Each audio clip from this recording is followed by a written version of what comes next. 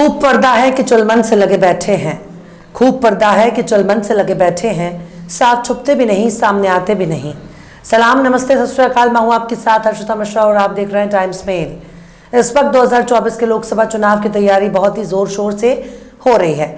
कई राज्यों में विधानसभा चुनाव भी होने वाला है। ऐसे में कपड़ों से पहचान कर लोगों को निशाना बनाने की फितरत ने समाज में नफरत फैला दी है। अब तो हमारे प्रधानमंत्री भी हिंदू और मुसलमान का जिक्र करने लगे हैं। देश के भीतर भी कुछ ऐसा ही माहौल देखने को मिल रहा है जिसमें हिंदू बनाम मुसलमान की बात होती है। हम अक्सर सांप्रदायिक खबरों की पैनी नजर से एनालिसिस करते रहते हैं, लेकिन अब बीजेपी के राज्यों में ऐसी खबरें सुनने को मिल रही हैं जिसकी उम्मीद किसी ने नहीं की थी। अब कपड़ा पहनकर कुछ क्राइम कर रहे हैं, कपड़ा भी ऐसा जिसे देखकर धर्म और मजहब का अंदाजा लगाया जा सके।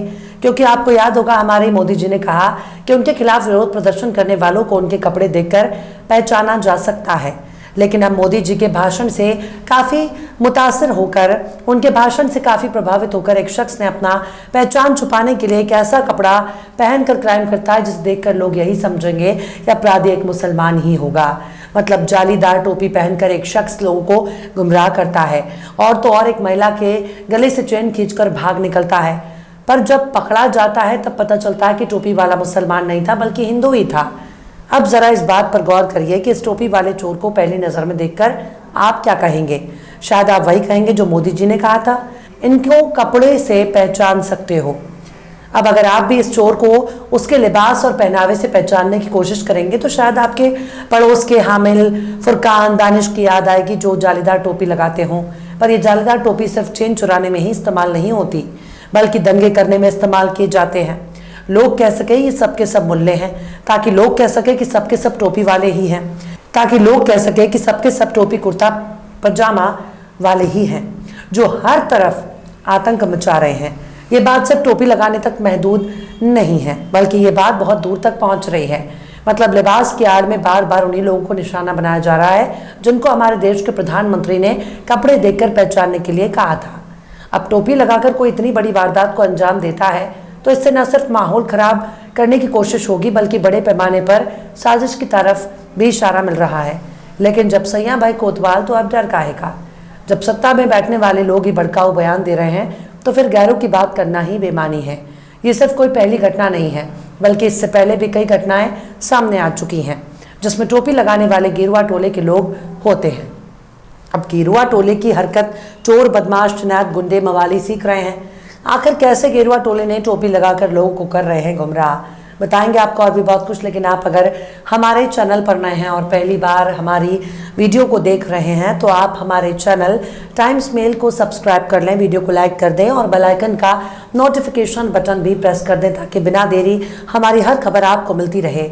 लौटते हैं आप खबर की तरफ। उत्तर प्रदेश के जौनपुर से जो सनसनीखेज वारदात सामने आई जिसने हर किसी को हैरान कर दिया, क्योंकि एक झपटमारी की वारदात को अंजाम देने के लिए जालीदार टोपी का इस्तेमाल किया गया और जब जालीदार टोपी का खुलासा हुआ इस घटना ने लोगों को और भी हैरत में डाल दिया। जौनपुर में साड़ी में नजर आने वाली औरत के गले में चेन छीनने की वारदात सामने आती है। चेन झपटकर भागने वाले का हुलिया देखकर हर किसी को यही लगा कि झपट्टा मार एक मुसलमान ही है। महिला ने बताया था कि उसके गले से सोने की चेन छीनने और उसके साथ बदतमीजी करने वाला वो उचक्का दरअसल सिर पर जालीदार टोपी पहने था। महिला की शिकायत के बाद जब मौका वारदात से सीसीटीवी को खंगाला गया तो उसका नाम तो प्रमोद सेठ है। प्रमोद सेठ ने सोमवार की सुबह 55 साल की महिला रेखा देवी के गले से न सिर्फ सोने की चेन लूटी बल्कि उनके साथ बदतमीजी भी की। रेखा देवी रोज की तरह सुबह 5 बजे मॉर्निंग वॉक पर निकलती हैं, लेकिन उनके पीछे से मुस्लिम लिबास वाला लड़का आया, उन पर हाथ मारा और गले की चेन छीनने की कोशिश करने लगा। महिला ने प्रमोद का हाथ भी पकड़ने की कोशिश की लेकिन वो झटके के साथ हाथ छुड़वाकर वहां से भाग निकला। जैसे ही वारदात का खुलासा हुआ सीसीटीवी फुटेज खंगालने गए और पूरा वाकया सामने आ गया। खुलासा ये भी हुआ है कि जिस प्रमोद नाम के लड़के ने ये सब किया असल में कुछ अरसा पहले रेखा देवी के घर की दुकान में ही वो नौकरी भी करता था। पुलिस को ये बात तो समझ में आ गई कि प्रमोद सेठ ने लूटपाट के लिए रेखा देवी को ही निशाना क्यों बनाया, क्योंकि वो ये जानता था कि रेखा देवी कब घर से निकलती हैं और कहाँ से होते हुए कहाँ जाती हैं। लेकिन पुलिस अभी तक ये नहीं समझ सकी है कि आखिर ये सब करने के लिए उसने मुस्लिम लिबास क्यों धारण किया, इसके पीछे उसका क्या मकसद था। पर अगर इस वारदात पर गौर किया जाए तो हालिया कुछ सालों के दौरान कई ऐसे मामले देखे गए जब जालीदार टोपी नजर आई, लेकिन जब उनको पकड़ा गया तब उनकी असलियत सबके सामने आ गई। मिसाल के तौर पर अप्रैल 2022 की घटना का जिक्र करना बहुत जरूरी है। अयोध्या में जालीदार टोपी लगाकर आपत्तिजनक पर्चे और धार्मिक स्थलों पर मांस के टुकड़े फेंकने की वारदात का खुलासा हुआ। पुलिस ने 7 लोगों को गिरफ्तार किया और इनमें से कोई भी मुसलमान नहीं था। मतलब जिस जालीदार टोपी को पहनकर घटना को अंजाम दिया गया, उस जालीदार टोपी को पहनने वाला कोई हकदार नहीं था। पुलिस ने जिन लोगों को गिरफ्तार किया वो हिंदू योद्धा संगठन से जुड़े लोग बताए गए। इस घटना का मास्टरमाइंड महेश मिश्रा बताया गया। इसके साथ ही प्रत्युष कुमार, नितिन कुमार, दीपक गौड़, ब्रजेश पांडे, शत्रुघ्न और विमल पांडे इस घटना को अंजाम देने में शामिल थे। इन पर मस्जिदों के बाहर आपत्तिजनक सामान फेंककर तनाव की साजिश रचने का आरोप है। आरोपी खुद चाहता था कि वो ऐसा करता हुआ सीसीटीवी में कैद हो, इसलिए उसने इलाके की ऐसे 2 मस्जिदें चुनी जहां पर सीसीटीवी लगा हुआ था। पुलिस के मुताबिक महेश मिश्रा ने ब्रजेश पांडे के घर पर इसकी प्लानिंग रची थी। महेश ने आपत्तिजनक पर्चे लाल बाग से छपवाए थे। वही आरोपी प्रत्युष श्रीवास्तव ने कुरान और टोपी खरीदी थी। इसके अलावा अन्य आरोपी ने लाल बाग से मास्क खरीदा। इस सामान को 26 अप्रैल को जुटाया गया और फिर कश्मीरी मोहल्ला मस्जिद में मांस और कुरान को फेंका। फिर दूसरी मस्जिद में आपत्तिजनक सामान और मांस फेंका गया। पुलिस के मुताबिक आरोपी जहांगीरपुरी का बदला लेना चाहते थे। हनुमान जयंती के मौके पर जहांगीरपुरी में हिंसा हुई थी, इसलिए वे लोग ईद पर माहौल खराब करना चाहते थे। ये लोग चाहते थे कि ईद की खुशी में खलल डाली जाए।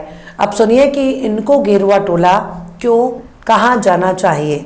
इंडिया टुडे आज तक से बात करते हुए महेश मिश्रा के भाई विशाल मिश्रा ने कहा कि आरएसएस और बजरंग दल के लिए वो कई सालों से काम कर रहा था। मतलब इनको संघ की पाठशाला से नफरत की ट्रेनिंग मिली हुई थी। अब बात करते हैं सहारनपुर की, जहां जालीदार टोपी ने बहुत बड़ा कांड किया।